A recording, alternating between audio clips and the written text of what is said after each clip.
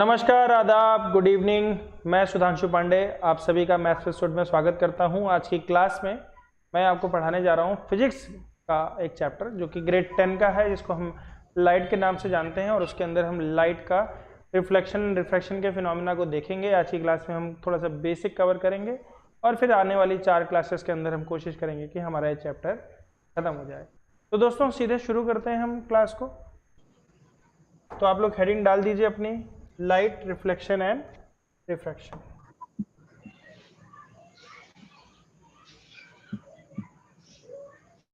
तो सबसे पहले अगर हम देखें जो हमारी बुक है उसमें लिखा हुआ है,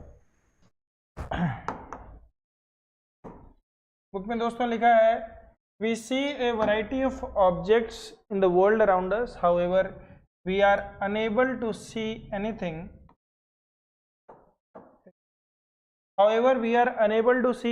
इन a dark room.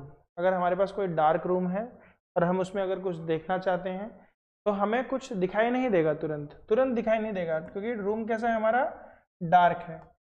On lighting of the room, जब हम रूम में लाइट लगा देंगे तो क्या होगा, थिंग्स बिकम विजिबल। यानी किसी भी चीज को अगर हमें देखना है, तो सबसे जरूरी क्या है, लाइट है सबसे जरूरी। ठीक है, व्हाट मेक्स थिंग्स विजिबल। किसी ने पूछा कि भैया चीजें दिखती कैसे हैं, किस वजह से दिखती हैं। ड्यूरिंग द डे सनलाइट, जो सनलाइट है, that helps us to see the objects. An object reflects lights, कोई भी ऑब्जेक्ट है वो क्या करता है, लाइट को रिफ्लेक्ट करता है। कौन सी लाइट को करता है, दैट फॉल्स ऑन इट।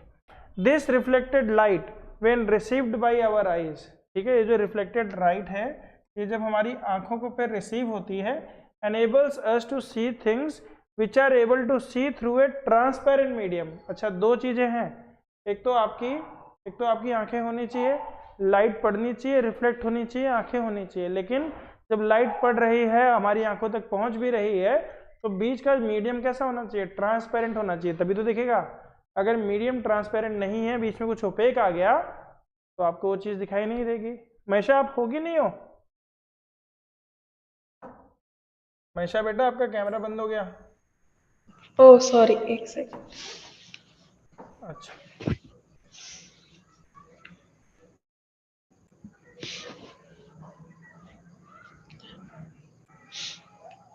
समझ में आ रहा है? बोलो बेटा, यहां तक आया समझ में? हाँ। Okay okay. There are a number of common wonderful phenomena associated with the light. बहुत सारे वंडरफुल फिनोमिना है, जैसे कि इमेज फॉर्मेशन बाय मिरर्स। ठीक है, image formation by mirrors and twinkling of star, star जो ट्विंकल करते हैं। Beautiful colours of rainbow, rainbow जो ब्यूटीफुल कलर्स बनाता है। Bending of light by a medium and so on.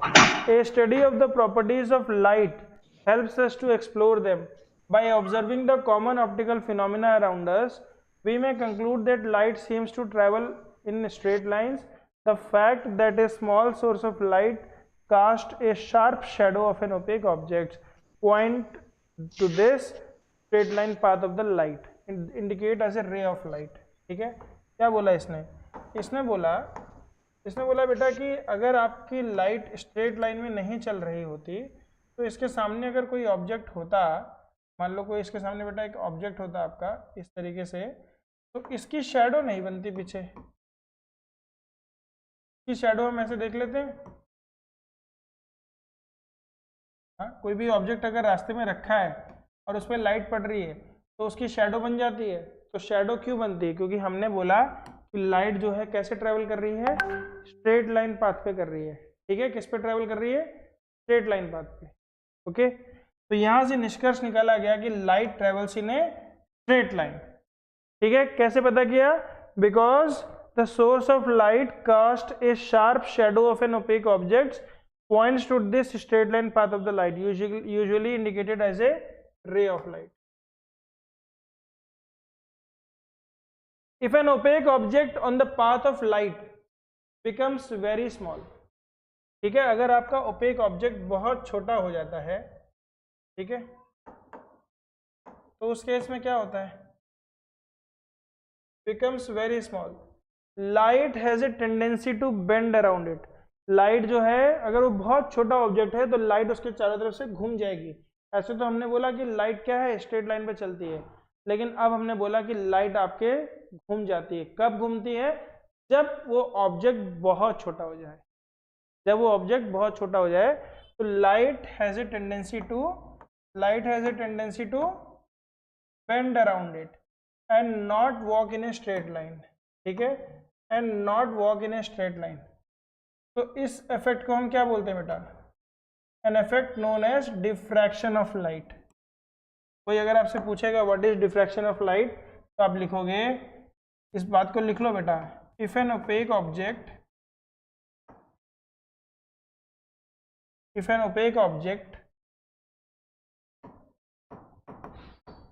मेरे साथ साथ लिखते रहना, on the path of light, if an opaque object on the path of light becomes very small,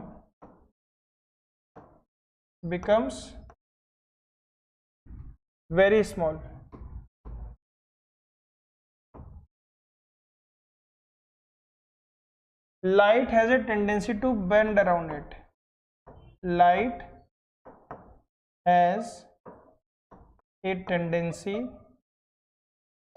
to bend around it and not walk in a straight line. अब वो straight line पे नहीं चलेगी। ठीक है, this effect is known as diffraction.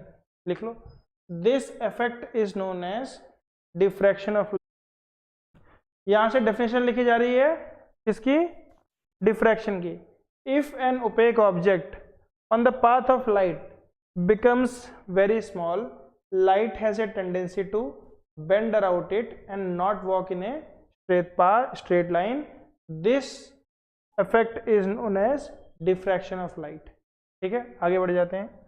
Then the straight line treatment of optics using ray fails. तो एक बात, ऑप्टिक्स मतलब branch of physics which deals with light, जिसमें हम लाइट के बारे में पढ़ते हैं, उसको बोलते हैं ऑप्टिक्स। ठीक है, क्या बोलते हैं उसको? ऑप्टिक्स। ठीक है, ऑप्टिशियन भी आप जानते हो, ऑप्थेल्मोलॉजिस्ट होता है जो आंखों को देखता है, और ऑप्टिशियन कौन होता है? जो आप लोगों का चश्मा बनवाता है। ठीक है, to explain the phenomena such as diffraction light is thought of a wave. तो लोगों ने बोला कि भैया लाइट तो सीधे चलती थी, लाइट मुड़ कैसे गई उसके चारों तरफ? तो बोला भैया लाइट सीधी नहीं चलती थी, अब लाइट वेव फॉर्म में चलती है। क्या बोला गया? लाइट जो है वेव फॉर्म में चल रही है। The details of which you will study in the higher classes. Again, at the beginning of the 20th century, it became known that the wave theory of the light often becomes inadequate for the treatment of interaction of light with the matter, and light often behaves somewhat like a stream of particles. फिर किसी ने बोला अगर वो wave है तो उसके अंदर ताकत भी निकल के आई। कैसे? जब हमने लाइट को फेंका सेमीकंडक्टर डिवाइसेस पे, तो उसमें से फोटोन निकले, इलेक्ट्रॉन निकले और बिजली निकल गई। जो सोलर एनर्जी से हम बनाते हैं ना, बिजली बनाते हैं, कैसे बना देते हैं? सेमीकंडक्टर डिवाइसेस के अंदर से इलेक्ट्रॉन निकल जाता है, वो फोटोन छोटे छोटे पार्टिकल्स होते हैं। स्ट्रीम ऑफ लाइट को हमने बोला कि ये तो छोटे छोटे फोटोन के टुकड़े हैं, एनर्जी पार्टिकल्स हैं। बोला अगर एनर्जी पार्टिकल्स हैं, इनके अंदर ताकत है, तो वेव कहाँ से आ गई?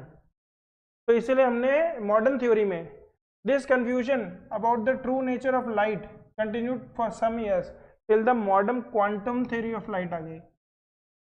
कौन सी थ्योरी आ गई? Quantum theory of light emerged in which light is neither a wave, light को ना तो वेव बोला गया ना ही पार्टिकल बोला गया। न्यू थ्योरी आ गई, क्वांटम थ्योरी, जिसमें बोला कि लाइट के पास डुअल नेचर होता है। The new theory reconciles the particle properties of the light with the wave nature. उसने बोला वेव तो है ही है, साथ में उसमें पार्टिकल का भी नेचर है। वेव है और पार्टिकल का भी नेचर है। समझ में आ रहा है सबको? महेशा बेटा आगे बढ़े, कहीं पे भी कोई दिक्कत आ रही है मुझे रोक देना, कोई दिक्कत नहीं है, मैं स्पीड में चलूंगा। कोई दिक्कत नहीं है। ठीक है, मेरी कोशिश है कि इन 4 क्लासेस में इस वीक में हम इस चैप्टर को खत्म कर दें अच्छे से। ठीक है, चलो। In this chapter we shall study the phenomena of reflection and refraction of light using the straight line propagation of light. These basic concepts will help us in the study of some of the optical phenomena in the nature. We shall try to understand the chapter of the reflection of light by spherical mirrors. तो हम इस chapter में spherical mirrors की मदद से refraction और refraction दोनों को पढ़ेंगे अच्छे से, और उसका एप्लीकेशन क्या होता है रियल लाइफ सिचुएशन में, वो मिरर्स कहाँ पे काम में आते हैं, वो लेंसेज कहाँ पे काम में आते हैं, उनको हम अच्छे से समझेंगे। ठीक है, रिफ्लेक्शन ऑफ लाइट। तो रिफ्लेक्शन ऑफ लाइट से हम क्या समझते हैं, क्या है reflection of light? A highly polished surface such as mirror reflects most of the light falling on it. ठीक है, एक पर्टिकुलर मिरर है, पॉलिश्ड है, बहुत बहुत बढ़िया पॉलिश्ड है, उस पर जब लाइट पड़ती है तो पूरी की पूरी लाइट क्या कर देता है, वो रिफ्लेक्ट कर देता है। तो you are already familiar with the laws of reflection of light. फटाफट से दो लॉज हैं बेटा, मैं चाहता हूं इनको लिखना शुरू कर दो। पहला लॉ है आप लोगों का, जो आप लोगों का पहला लॉ है वो क्या है, the angle of incidence is equal to the angle of reflection. सबसे पहले पहला वाला लॉ लिख दो, the angle of incidence is equal to angle of reflection. दो लॉ हैं आपके, किसके, रिफ्लेक्शन के दो लॉ हैं, क्या है, angle of incidence is equal to angle of reflection. फिर दूसरा लॉ है हमारा, पहला लॉ लिखने के बाद आपको तुरंत ही दूसरे लॉ पे जाना है। दूसरा लॉ कहता है the incident ray the normal to the mirror at the point of incidence and the reflected ray all lie in the same plane. तीन चीज़ों की बात करी है उसने, दूसरे वाले पॉइंट में तीन चीज़ों की बात करी है उसने। पहले बात करी है उसने द इंसिडेंट रे, देखो याद कैसे करते हैं हम लोग, तीन रे है, एक है इंसिडेंट रे, फिर दूसरी है नॉर्मल। नॉर्मल भी एक लाइन होती है, आपको बता देता हूँ मैं। आप लोगों ने अगर मैथ्स पढ़ा होगा मुझसे, तो मैथ्स में सर्कल पढ़ा है, मतलब जिसने नहीं भी पढ़ा है तो उसने सर्कल तो पढ़ा ही होगा। सर्कल के अंदर बेटा अगर हम एक लाइन खींचते हैं जो सर्कल को एक ही पॉइंट पे टच करती है, तो इस लाइन को हम बोलते हैं टेंजेंट। क्या बोलते हैं, टेंजेंट। ये टेंजेंट सर्कल को जहां पे टच करती है, इस पॉइंट को हम बोलते हैं बेटा पॉइंट ऑफ कांटेक्ट। क्या बोलते हैं, पॉइंट ऑफ कांटेक्ट। और इस पॉइंट ऑफ कांटेक्ट से बेटा अगर मैं एक लाइन खींचूं जो कि सेंटर को जा रही है, तो इसको हम बोलेंगे 90 डिग्री। क्या बोलेंगे, 90 डिग्री। ये जो एंगल निकल के आएगा, रेडियस और टेंजेंट के बीच में, रेडियस और टेंजेंट के बीच में एंगल हमेशा कितना होता है, 90 डिग्री, क्योंकि ये शॉर्टेस्ट डिस्टेंस है। इस लाइन पर ये शॉर्टेस्ट डिस्टेंस है। इस लाइन पे अगर और भी कोई चीज खींचूंगा तो वो सर्कल से बाहर आ जाएगी, और अगर सर्कल से बाहर आ गई तो रेडियस से ज्यादा हो जाएगा। ठीक है, तो सबसे छोटी डिस्टेंस कौन सी है, रेडियस ही है। तो सबसे छोटी डिस्टेंस होती क्या है, परपेंडिकुलर होती है। तो हम बोलेंगे ये एंगल 90 डिग्री है। यही रेडियस नॉर्मल होता है। जो रेडियस है बेटा यही आप नॉर्मल समझो, इसी को आप नॉर्मल समझो। टेंजेंट क्या होती है, जो छूते हुए जाती है। नॉर्मल क्या होती है, जो उसके 90 डिग्री होती है। तो जैसे ही नॉर्मल मतलब 90 डिग्री, तो मान लो ये शीशा है तुम्हारा, दिख रहा है, ठीक है। इसमें रे आपको लेके आनी है तो आप कहीं से भी ला सकते हो। रे मान लो यहां से आ रही है और यहां पे टकरा रही है। जिस पॉइंट पे रे टकराती है उस पॉइंट को हम बोल देते हैं, क्या बोलते हैं, इस पॉइंट को बोलते हैं पॉइंट ऑफ कांटेक्ट। क्या बोल देंगे, पॉइंट ऑफ कांटेक्ट। और पॉइंट ऑफ कांटेक्ट पे अगर मुझे नॉर्मल खींचना है, तो अभी अभी बताया था मैंने कैसे खींचते हैं हम लोग, 90 डिग्री खींचते हैं। तो इस वाली लाइन के 90 डिग्री लाइन कौन सी होगी, काल्पनिक लाइन होती है बेटा। रियल में नॉर्मल कोई लाइन नहीं है, इमेजिनरी लाइन है। तो इमेजिनरी लाइन देखो बेटा कैसे होगी, ऐसे होगी। तो ऐसी इमेजिनरी लाइन बेटा यहाँ भी हो सकती है, यहाँ भी, कहीं भी हो सकती है, लेकिन पॉइंट ऑफ कांटेक्ट पे लाइन खींचनी है हमें। कहाँ खींचनी है, पॉइंट ऑफ कांटेक्ट पे। तो ये वाली लाइन अब हो गई हमारी नॉर्मल। क्या हो गई, नॉर्मल। समझ में आया। द इंसिडेंट रे, ये वाली रे, द नॉर्मल। नॉर्मल कौन सा, नॉर्मल आगे लिखता हूं, to the mirror, the normal to the mirror. तो मिरर के नॉर्मल बहुत सारे हो सकते हैं, ये भी है, ये भी है, कोई भी 90 डिग्री की लाइन मिरर के नॉर्मल होगी, लेकिन वो नॉर्मल है कहाँ पे, at the point of incidence, कहां पे है? At the point of incidence. दो चीजें हो गई, ध्यान से समझना। The incident ray, the normal कहां पर? At the point of incidence, the normal to the mirror at the point of incidence. और जब ऐसा होगा, इंसिडेंस होगा, तो ये लाइन रिफ्लेक्ट भी तो होगी, एंड द रिफ्लेक्टेड रे। तीसरी लाइन कौन सी है? And the reflected ray all lie in the same plane. सबको मैंने ब्लैक बोर्ड पे ही बना दिया। ब्लैक बोर्ड क्या है? अपने आप में प्लेन है। अगर मुझे ब्लैक बोर्ड से बाहर बनाना पड़ता, कोई लाइन इस तरीके से दिखानी पड़ती, ऐसे आउटसाइड द प्लेन, तो मैं बोल देता कि भैया लॉ ऑफ रिफ्लेक्शन नहीं, मैंने इसी में बना दिया। हाँ, इंसिडेंट रे मैंने जहां से बनाई वहीं से रिफ्लेक्टेड रे होगी। ऐसे नहीं है कि इंसिडेंट हो गए ऐसे बाहर आ जाएगी, जिस प्लेन पे है उसी प्लेन में रहेगी। तीन चीजें एक प्लेन में रहेंगी, कौन कौन सी? Incident ray, normal and reflected ray. Normal कहां पे होगा? At the point of incidence, mirror के जिस पॉइंट ऑफ इंसिडेंस, ये पॉइंट ऑफ कॉन्टेक्ट क्या है? पॉइंट ऑफ इंसिडेंस है। अब आते हैं एंगल की बात करते हैं। तो ये वाला जो एंगल होता है, angle of incidence is always equal to angle of reflection. Angle नापा कहाँ से जाता है समझ लो, नॉर्मल से नापा जाता है। कहीं तुम लोग बोल दो कि सर ये वाला एंगल होता है, ये आई नहीं होता है, हालांकि बराबर वो भी हो जाएगा, लेकिन एंगल ऑफ इंसिडेंस ये है और एंगल ऑफ रिफ्लेक्शन ये है। तो जो पहली वाली बात बोली गई थी वो ये बोली गई थी कि the angle of incidence is equal to angle of reflection. और दूसरी बात क्या बोली गई? दूसरी बात बोली गई, मेरे साथ साथ बोलो, चलो सब लोग बोलो मेरे साथ साथ, दोनों लॉ बोलेंगे हम लोग अभी, ठीक है? पहला लॉ क्या है? The angle of incidence is equal to angle of reflection. बोलो, सब लोग बोलो। The angle of incidence is equal to the angle of reflection. ठीक है, अब दूसरी वाली लाइन को पार्ट बाय पार्ट बोलेंगे। द इंसिडेंट रे, The incident ray to normal to the mirror. हाँ नहीं रुक के, द इंसिडेंट रे, फिर the normal of the mirror, क्या लिखा है? The normal to the mirror at the point of contact at the point of incidence. बोलो, the normal to the mirror at the point of incidence. The normal mirror pointed at the point of incidence. And the reflected ray And the reflected ray all lie in the same plane. all lie in the same plane. ये figure भी समझ में आ गई? दोनों law लिख लिए, angle of incidence, angle of reflection समझ में आ गया? आगे बढ़ जाएं? ठीक है।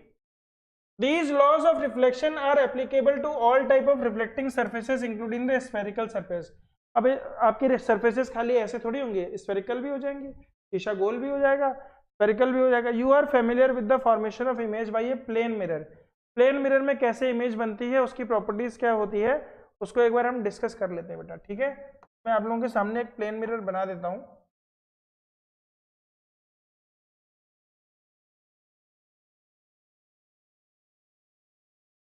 ये मान लो आप लोगों का प्लेन मिरर है, ठीक है? ऐसे बनेगा।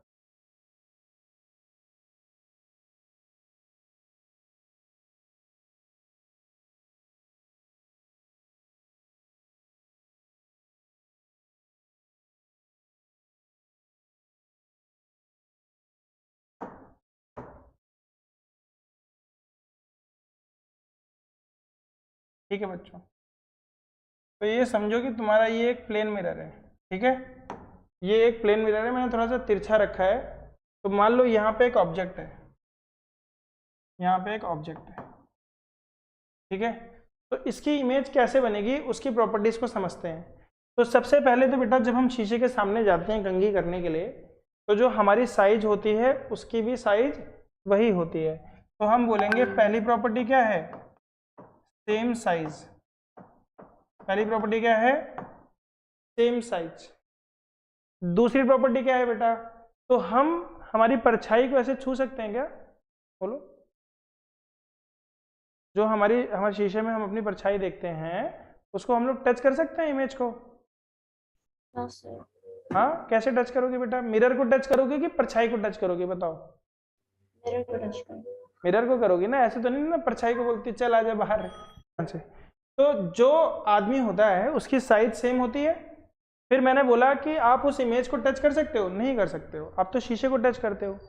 तो जिसको आप टच नहीं कर सकते बेटा, उस इमेज को हम बोलते हैं वर्चुअल इमेज। क्या बोलते हैं? वर्चुअल। हम लोग एक दूसरे को यहाँ पे देखें अगर, और मान लो आप ढंग से नहीं पढ़ रहे हो, मुझे बहुत गुस्सा आ गया, तो मैं आपको मार सकता हूँ क्या? वैसे तो लड़कियों पे हाथ उठाना नहीं चाहिए, मैं भी नहीं उठाता हूँ लड़कों पे कभी कभी उठा लेता हूँ, लेकिन दूसरों के बच्चों पे नहीं, अपने ही बच्चे पे, ठीक है। लेकिन आप मुझे बताओ कि जिस मीटिंग पे अभी हम हैं इस समय, क्या बोलते हैं उसको? Virtual meeting. मतलब टचिंग अलाउड नहीं है। टचिंग अलाउड नहीं है तो कैसी इमेज बन गई? वर्चुअल, सेम साइज की बन गई, ठीक है। फिर अगर मैं आप अपना राइट हैंड उठाते हो तो शीशे में क्या दिखता है? लेफ्ट हैंड ऊपर आ रहा है, शीशे वाले का लेफ्ट हैंड दिखता है। समझ में आ रहा है कि नहीं? यानी इमेज लेटरली इन्वर्टेड हो गई। क्या बोलते हैं उसको? Laterally inverted.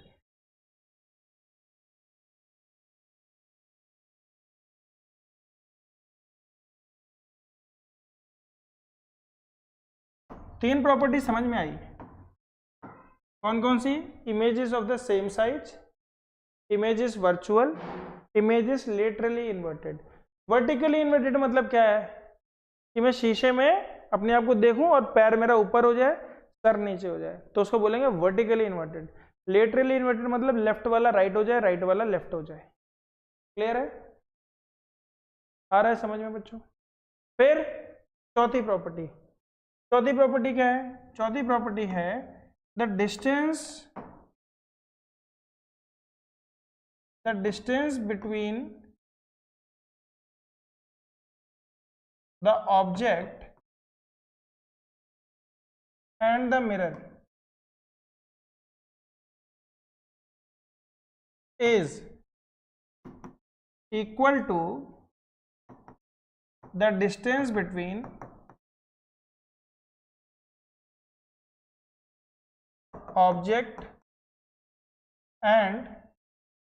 distance between image and the mirror, image and the mirror। समझ में आ रहा है बच्चों? मतलब शीशे के, ये मान लो शीशे से 5 सेंटीमीटर की दूरी पे है, तो ये भी कितने दूरी पे है? 5 सेंटीमीटर पे। जैसे ही ये आगे जाएगा वो भी आप पास आने लगेगा। तो यानी the distance between the object and the mirror is same as the distance between the image and the mirror. समझ में आ गई बात? 4 प्रॉपर्टीज बताई मैंने, फिर से बता देता हूँ।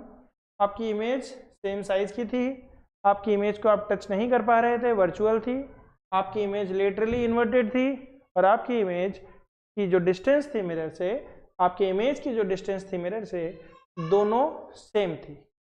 ये 4 प्रॉपर्टीज अगर पूछी जाए आपसे, what are the 4 properties of plane mirror, तो आप ये बता सकते। क्लियर है? लिखा सबने? फिगर बना ली? हाँ महेशा बेटा, आप शक्तिमान टाइप लिखते हो क्या? आपकी आंखों से ही सब नहीं। ऐसे पेन चलता है आपका? जब आप ड्रॉ कर रहे थे तब मैं ड्रॉ कर रही थी। अच्छा ओके चलो बहुत बढ़िया। क्षमा बेटा, आज आपका कैमरा क्यों बंद है? सर वो मैंने फोन से ज्वाइन किया अभी इसलिए। ओके ठीक है, आगे बढ़ते हैं बच्चों। तो हमने बोला यहाँ पे आ गया, what are the properties of the image. देखो क्या बोल रहा है, देखते हैं कुछ मिस तो नहीं हुआ। Image formed by a plane mirror is always virtual and erect. ये बताना भूल गया मैं। एरेक्ट का मतलब क्या होता है कि भैया सर भी ऊपर है तो इसका भी सर ऊपर है, ठीक है। अगर एरेक्ट नहीं होती तो कैसे हो जाती इमेज? नीचे, ठीक है। तो एक और प्रॉपर्टी लिख दो, एरेक्ट। एरेक्ट मैंने मिस कर दिया था। The size of the image is equal to that of the object, हमने पढ़ लिया। Image is formed is as far behind the mirror as the object is in front of it, मतलब distance same है। Further the image is laterally inverted, मतलब left वाला right है। How could the images be formed when the reflecting surfaces are curved? ये तो plane mirror था, curved surface हो गई तो क्या होगा? तो चलो इसको explore करते हैं हम लोग। अगर आप लोगों के पास चम्मच है तो आप चम्मच मंगा लो और उसमें अपनी फ़ोटो देखने की कोशिश करो, ठीक है। अगर आप चम्मच में अपनी फ़ोटो देखोगे 2 पार्ट होते हैं, एक, ठीक है, मैं भी इसमें देख रहा हूँ। ये वाला पार्ट जो है कौन सा है? कॉन्वेक्स पार्ट है। कौन सा पार्ट है ये? कॉन्वेक्स पार्ट है। ये वाला पार्ट कौन सा है? कॉनकेव है। अगर मैं कॉनकेव साइड में देखूंगा ध्यान से तो मैं देख रहा हूँ कि मेरा मुंह नीचे हो गया है, आपको दिख रहा है? और अगर दूसरी साइड देखूंगा तो मुझे दिख रहा है मेरा मुंह छोटा हो गया है। दिख रहा है आप लोगों को? छोटा सा, हाँ, इतनी बड़ी साइज जो है बहुत छोटी हो गई। बोलो दिख रही है कि नहीं? इमेज छोटी हो गई ना? Yes. अच्छा, एक चीज और है, इसको आप ऐसे धीरे धीरे दूर करते जाओगे ना तो आपकी साइज बढ़ती जाएगी। ऐसे से पास लेते जाओगे ना तो साइज घटती जाएगी, दूर ले जाओगे तो साइज बढ़ जाएगी। एक पॉइंट ऐसा आएगा जहां इमेज बनेगी भी नहीं, बहुत छोटी सी दिखाई देगी, ठीक है। अब आते हैं बेटा सवालों पे, ठीक है। Take a large shining spoon, try to view your face in the curved surface, do you get the image? Is the image smaller or larger? Move the spoon slowly away from your face, observe the image, how does it change? Reverse the spoon and repeat the activity, how does the image look it now? Compare the characteristic of the 2 surfaces. तो एक surface जो हमारी हुई जिसके अंदर गड्ढा था, ठीक है, जो स्पून को हम लेते हैं जिसमें लेके ऐसे पीते हैं या खाते हैं, तो गड्ढे वाले पोर्शन को क्या बोलते हैं? कॉनकेव, क्योंकि केव बनी हुई है, इसमें केव बनी हुई है, कॉनकेव। और जो दूसरा वाला पोर्शन है क्या है? कॉन्वेक्स है। समझ में आ गया? एक पता है तो दूसरा पता ही चल जाएगा आपको, ठीक है। अब देखो, the most commonly use type of curved mirror is the spherical mirror. जो कर्व्ड मिरर होते हैं क्या नाम होता है उनका? स्फेरिकल मिरर होता है, ठीक है। The reflecting surface of such mirrors can be considered to form the part of the surface of the sphere. तो हम बोलेंगे कि जो इसकी रिफ्लेक्टिंग सरफेस है ये किसी ना किसी स्फेरिकल मिरर से काटा हुआ है। इसका एक स्फेयर बन जाएगा ना, अगर मैं ऐसे ही इसी के आगे और ऐसे लगाता जाऊं तो ये स्फेयर बन जाएगा। स्फेयर में से काट के मैंने क्या बना दिया? एक छोटा सा शेप बना दिया मैंने। तो जो कर्व्ड मिरर होते हैं किसी ना किसी स्फेयर का हिस्सा होते हैं। Such mirrors whose reflecting surfaces are spherical.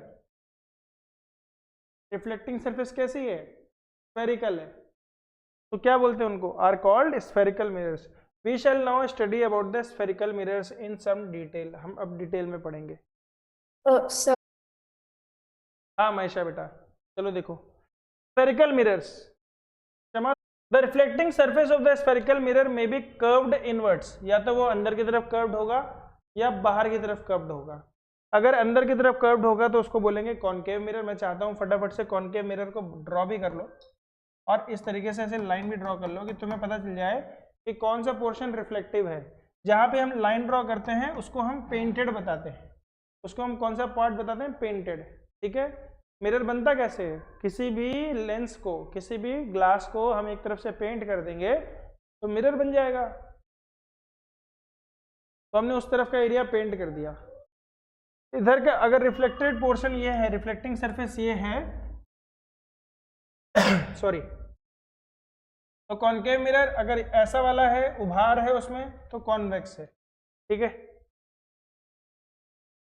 बना लिया? आई होप आप लोगों ने बना लिया होगा। The reflecting surface of the spherical mirror may be curved inwards and outwards. A spherical mirror whose reflecting surface is the curved inwards, that is faces towards the center of the sphere. अब अगर मैं इस particular portion से एक sphere बनाऊं, ध्यान से समझना बेटा,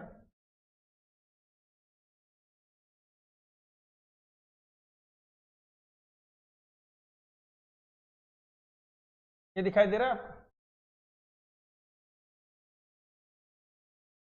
अगर मैं उससे पूरा एक स्फेयर बनाऊं तो उस स्फेयर का सेंटर कहाँ होगा बेटा? बताओ, उसके सामने ही होगा ना।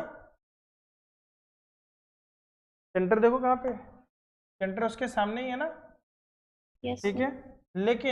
लेकिन मान लो बेटा कि अगर मैं दूसरे वाले फेस की बात जाऊं, तो दूसरे वाले फेस पे अगर मैं जाऊंगा, रिफ्लेक्टिंग सरफेस इधर से है तो इसका सेंटर कहाँ है? दूसरी साइड। सेंटर समझ में आया आपको?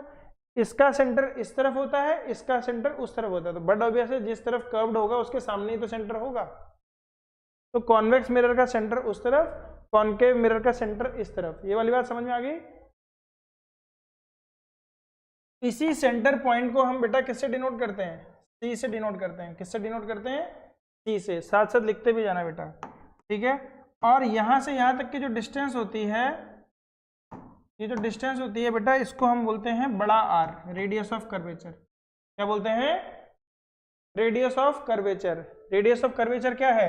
ये हिस्सा जो कटा हुआ रिफ्लेक्शन के लिए हम पढ़ रहे हैं, ये किसी न किसी स्फीयर का हिस्सा है, किसी न किसी स्फीयर का हिस्सा है, तो उस स्फीयर का एक रेडियस तो होगा ही ना। बोलो बच्चों, नहीं होगा रेडियस? देखो ये रेडियस होगा कि नहीं होगा? तो ये जो रेडियस है, इसी रेडियस को हम बोलते हैं रेडियस ऑफ कर्वेचर। क्या बोलते हैं? रेडियस ऑफ कर्वेचर, ठीक है। तो इसका रेडियस ऑफ कर्वेचर पीछे होता है और इसका रेडियस ऑफ कर्वेचर दूसरी साइड होगा।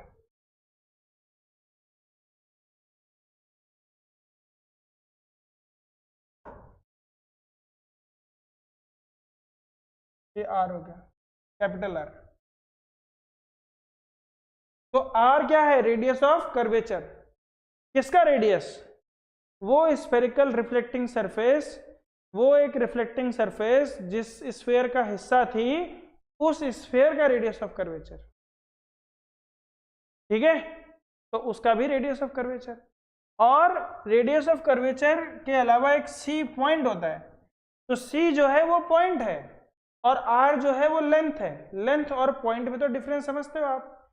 किसी भी रेक्टेंगुलर शेप में, किसी भी रेक्टेंगुलर शेप की अगर मैं बात करूंगा, तो इसमें कितने पॉइंट्स होते हैं? 4 पॉइंट्स होते हैं और 4 साइड्स भी होती हैं।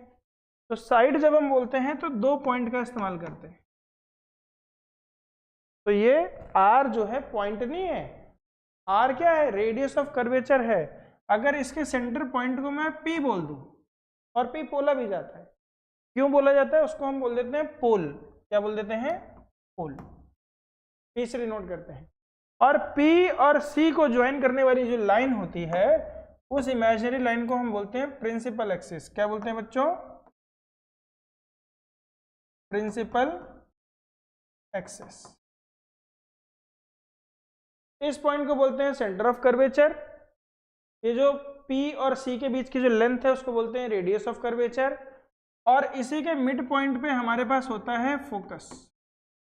इसी के मिड पॉइंट पे होता है फोकस, और पोल से फोकस तक की डिस्टेंस को हम बोलते हैं फोकल लेंथ, जिसको स्मॉल f से डिनोट करते हैं। स्मॉल f क्या है?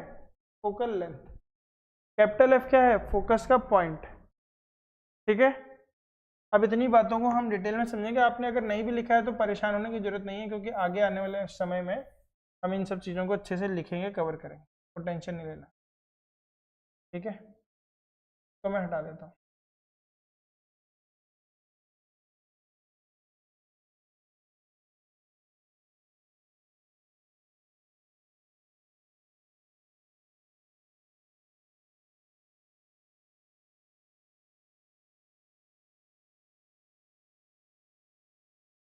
समझ में आया? कुछ चीजें समझ में आई? सेंटर ऑफ कर्वेचर क्या है, रेडियस ऑफ कर्वेचर क्या है, प्रिंसिपल एक्सिस क्या है, पोल क्या है, ठीक है। अब देखो बेटा, you may now understand that the surface of the spoon curved inwards can be approximated to a concave mirror and the surface of the spoon bulged outwards, जो बाहर की तरफ बल्ज कर रही है उसको हम बोलेंगे convex mirror. Before we move further of the spherical mirrors, we need to recognize and understand the meaning of a few terms. हम कुछ terms को समझ लेते हैं, terminology समझ लेते हैं. These terms are commonly used in discussions about the spherical mirrors. The center of the reflecting surface of a spherical mirror is pointed called pole. is a point. जो center है, center को हमने क्या बोला था बेटा? pole. It lies on the surface of the mirror. The pole is usually represented by the letter P. ठीक है, पोल समझ गए? किससे डिनोट करते हैं? कैपिटल P से. The reflecting surface of the spherical mirror forms a part of a sphere. वो किसी न किसी स्फीयर का हिस्सा है. This sphere has a center. उस स्फीयर का एक सेंटर होगा ही होगा. This point is called the center of the curvature. अभी भी बताया था मैंने, बोलो बताया था नहीं बताया था? ये जो पॉइंट होता है जिसका ये हिस्सा है उसको क्या बोलते हैं? Centre of curvature of the spherical mirror. It is represented by the letter C. किससे रिप्रेजेंट करते हैं? C. Centre of curvature. Please note that the centre of curvature is not a part of the mirror, वो mirror का हिस्सा नहीं है, वो mirror जिस स्फीयर का हिस्सा है उस स्फीयर का सेंटर है वो, ठीक है। सेंटर ऑफ कर्वेचर वो मिरर जिस स्फीयर से बन के आया है उस स्फीयर का सेंटर है, उसको बोलेंगे सेंटर ऑफ कर्वेचर। अभी बताया था मैंने आपको थोड़ी देर पहले, ठीक है। It lies outside it's reflecting surface, the centre of the curvature of A concave mirror lies in front of it. अभी भी बताया था मैंने, फ्रंट में आता है, आया था ना फ्रंट में। And it lies behind the mirror in case of a convex mirror. ये बात समझ में आई आपको? कॉन्वेक्स मिरर के केस में वो पीछे लाई करता है, क्यों करता है अभी बताया था मैंने आपको। You may note that this in the figure 10.2a and b, the radius of the sphere, देखो ध्यान से, the radius of the sphere of which the reflecting surface of the spherical mirror forms a part, जिस particular का वो हिस्सा है जो जिसका ये जिस स्फीयर का ये हिस्सा है उस स्फीयर का जो रेडियस होगा उसको हम बोलते हैं is called the radius of curvature. फिर इन दी ब्लैंक्स में आपसे पूछेगा तो आपको लिख देना है, एक लाइन पूछ देगा, the radius of the sphere of which the reflecting surface of the spherical mirror forms a part is called the radius of the curvature of the mirror. आ रहा है समझ में माइशा बेटा, आ रहा है? Okay. It is represented by the letter R. तो रेडियस ऑफ कर्वेचर को किससे रिप्रेजेंट करते हैं हम लोग? कैपिटल आर से। किससे करते हैं? कैपिटल आर से। देखो यहां लिखा है, it is represented by the letter R. You may note that the distance PC is equal to the radius of curvature. Imagine a straight line. एक स्ट्रेट लाइन को इमेजिन करना है आपको, एक स्ट्रेट लाइन को इमेजिन करना है passing through the pole and the centre of curvature of the spherical mirror. This line is called the principal axis, ठीक है। Remember the principal axis is normal to the mirror and the pole. यह figure बनाई गई है क्या?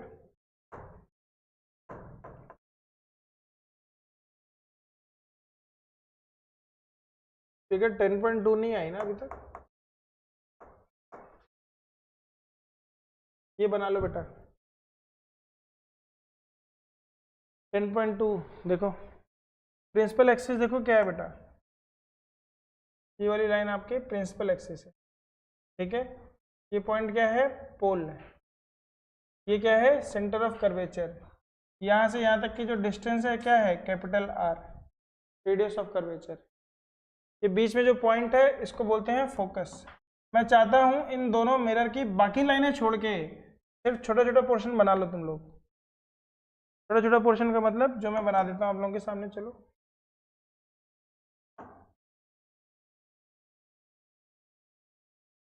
ठीक है, ये बना दिया आपने, ऐसे बना दिया। फिर आपने एक स्ट्रेट लाइन खींचनी है बीच से, यहाँ पे आपने लिखना है P, यहाँ पे लिखना है C, और यहाँ से यहाँ तक की जो डिस्टेंस है इसको आपने बोल देना है R, बीच में लिखना है F, यहाँ से यहाँ तक की डिस्टेंस को लिखना है F। फिर आप रिलेशनशिप लिखोगे F is equal to R/2, ठीक है। सबके नाम लिख देना है बेटा आपको। C is equal to centre of curvature, R is equal to radius of curvature,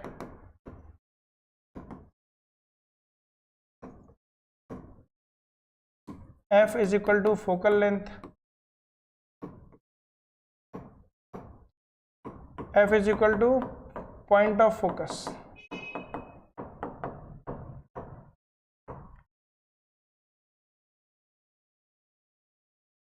और जैसे ये फिगर बनी है ऐसे ही एक फिगर और बनाओगे, और उस फिगर में तुम ऐसे बनाओगे, ठीक है, और ऐसे बनाओगे। रिफ्लेक्टिंग पोर्शन इधर ही होगा लेकिन फोकस और सेंटर इस तरफ होगा। समझने की कोशिश करो बेटा, फोकस और सेंटर किस तरफ है? इस तरफ है, ठीक है। तो मैं चाहता हूं ये दोनों फिगर आप बनाओगे। इतनी सारी लाइनें नहीं बनानी है, एक लाइन बनानी है बस, प्रिंसिपल एक्सिस वाली। क्लियर है? जब इसके बाद बेटा इन्होंने एक एक्टिविटी कराई है, बोला है do not to get the sun directly or even into the mirror reflecting sunlight, it may damage your eyes, आंखों को से डायरेक्ट सूरज को नहीं देखना होता है। Hold a concave mirror in your hand and direct its reflecting surface towards the sun, direct the light reflected by the mirror on the sheet of paper held close to the mirror, move the sheet of the paper back and forth gradually until you find the paper bright. तो आपको focus ढूंढने का उसने एक तरीका बताया है, ठीक है, फोकस किस तरीके से ढूंढते हैं उसको ढूंढने का उसने एक तरीका बताया था। फिर से बता देता हूं आपको। उसने बोला एक रिफ्लेक्टिंग सरफेस ले लो आप, ठीक है, एक रिफ्लेक्टिंग सरफेस थी आपकी ये, और इस पे जब आपकी सूरज की रोशनी पड़ रही थी तो एक पर्टिकुलर पॉइंट पे आप देखोगे तो एक ब्राइट स्पॉट आता है। इस पॉइंट को ही हम फोकस पॉइंट बोलते हैं और यहां से लेके यहां तक की डिस्टेंस को ही हम फोकस बोलते हैं, फोकल लेंथ। समझ में आ रहा है? और देखो उस फोकस से क्या हो जाता है, आप देखोगे, देखना बेटा, ये दिखाई दे रहा है, देखो बहुत सारे मिरर रखे गए हैं और आपके सामने एक कार्डबोर्ड दिखाई दे रहा है आपको। Yes sir. एक कार्डबोर्ड लकड़ी का बना है और जब इतने सारे मिरर्स की फोकस को हमने एक जगह पे रखा तो देखो बेटा एक कार्डबोर्ड तक में लकड़ी में कैसे आग लग जाती है, ठीक है। इन्होंने भी फोकस को फिक्स किया धीरे धीरे और फिर यहाँ पे आप देखना कि थोड़ी देर बाद क्या हो जाता है इसमें।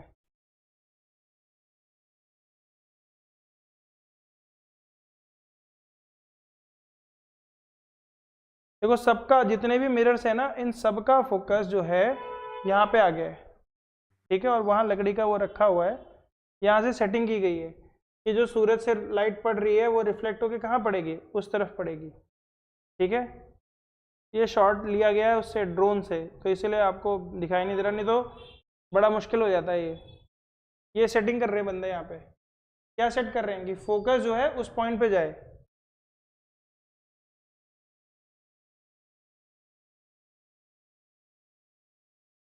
यहाँ पे देखो ये कैमरे वैमरे सब लगे हैं और आप देख रहे हो बेटा, अभी बस रखा ही था और धीरे धीरे यहाँ धुआं निकलना शुरू हो गया है, दिख रहा है धुआं। और फिर इन लोगों ने एक पेपर भी रखा वहां पे, धुआं दिख रहा है तुम लोगों को? Yes sir. ठीक है, वो जल भी जाएगा पूरा। आग भी दिख रही है थोड़ी थोड़ी यहाँ पे, देखो स्पीड में आग लगनी शुरू हो गई यहाँ, कैमरे से देखो, अगर देखोगे आप, ये देखो कितना पोर्शन जल गया। तो सन की इमेज बन रही है, सोचो, रियल इमेज, सन की रियल इमेज बनी, तो सन की रियल इमेज से आग लग गई। ये वर्चुअल इमेज नहीं है, तुम सोचोगे वर्चुअल है, इसको बोलते हैं रियल इमेज। रियल क्यों बोला? रियल क्यों बोला? क्योंकि इसको हमने रियल में फील कर लिया, टच कर लिया हमने। टच किया कि नहीं किया? यहाँ पे हमने लकड़ी से टच करा दिया। Yes, sir. आ रहा है समझ में? Yes sir. Yes, sir. दूसरा एक्सपेरिमेंट देख लो बेटा, ये भी मिरर था, कॉनकेव मिरर। देखो नीचे यहाँ पे दिख रहा है तुम्हें ये डॉट जो गया अभी, ये फोकस है सूरज की इमेज। तो इसको इन्होंने फिक्स कर दिया एक पेपर पे, ये पेपर है, और देखो पेपर पे इन्होंने फोकस फिक्स किया और सन की इमेज इस फोकस पे आई और ये आपका पेपर जलने लगी। तो ये वही एक्टिविटी है जो आप लोगों से कराई गई थी। नीचे देखो धुआं भी दिख रहा है, ठीक है। कॉनकेव मिरर से आग लगा सकते, कॉनकेव मिरर से, कॉन्वेक्स से नहीं। अगर कॉन्वेक्स मिरर से लगाते, तुम लोगों की जो कार होती है ना, उसके साइड मिरर्स भी कौन से मिरर होते हैं, वहाँ कॉनकेव लगा सकते हो तुम लोग? बताओ, कभी पता चला तुम्हारी सीट ही जल गई सूरज की रोशनी पड़ी साइड व्यू मिरर पे, उसने अंदर उसकी इमेज बना दी, तुम लोग बैठे हो, बोले अरे जल क्यों रही हूँ मैं, ये कुछ जल रहा है। क्या जल रहा है? सन की इमेज आ गई, ठीक है। आगे बढ़ते हैं बच्चों। तो हमने देखा उसमें अभी जो एक्सपेरिमेंट हमने किया। नमस्कार। तो बेटा the paper at first begins to burn producing smoke, eventually it may even catch fire, fire हो ही गया था। Why does it burn?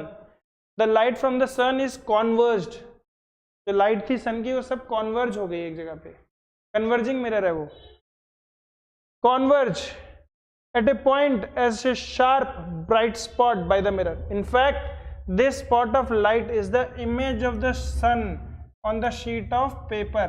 हमारे केस में लकड़ी भी थी वो. This point is the focus of the concave mirror. Concave mirror का क्या मिल गया? Focus मिल गया. The heat produced due to the concentration of sunlight ignites the paper. जो हीट प्रोड्यूस हुई किसकी वजह से? सारी की सारी लाइट कंसेंट्रेट होके एक ही जगह पे आ गई, तो उस लाइट में हीट भी थी. हीट कैरी करती ना लाइट, नहीं करती तो हमें कैसे गर्मी लगती? ठीक है. The distance of this image from the position of the mirror gives the approximate value of the focal length. यहां से हमें क्या मिल गया? फोकल लेंथ मिल गया. किसका? वो जो पॉइंट था वही फोकस था. सन से जो लाइट आई उसकी जो परछाई बनी उसी को हमने क्या बोला बेटा? उसी को हमने फोकस बोला. और वहां से लेके जो मिरर के बीच की डिस्टेंस है उसको हमने फोकल लेंथ बोला. समझ में आया बेटा? Yes sir. ठीक है. तो बेटा अब हम आज की क्लास को एक छोटा सा रिवीजन दे देते हैं. आज की क्लास को छोटा सा हम रिवीजन दे देते हैं और यहीं पे जो टर्मिनोलॉजी इन्होंने बताई है उसको देख लो आप फटाफट से. क्या बोला? Let us try to understand the observation with the help of the ray diagram. Observe in figure 10.2a closely. ध्यान से देखो बेटा. The number of rays parallel to the principal axis are falling on a concave mirror. अब हम देखेंगे बहुत सारी raise. ठीक है. ये जो आपका कॉनकेव मिरर है इसके यहाँ पे बहुत सारी रेज जाती हैं पैरेलल जाती हैं और टकरा के कहाँ से पास होती हैं? फोकस से. कहाँ से पास होती हैं? फोकस से.